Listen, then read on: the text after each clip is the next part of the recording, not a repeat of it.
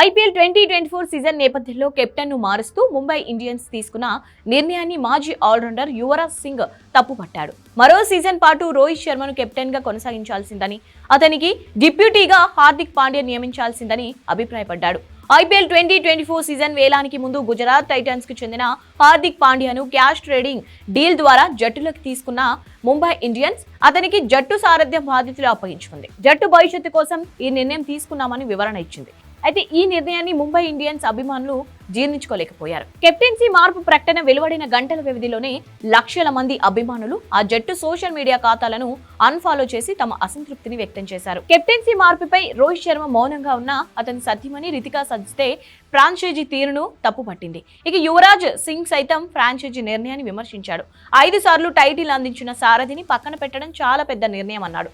Rohit Sharma captain గా 5 సార్లు IPL title గెలిచాడని, మరో సీజన్ వరకు రోహిత్ శర్మను కెప్టెన్ గా కొనసాగించాల్సిందని వ్యాఖ్యానించాడు.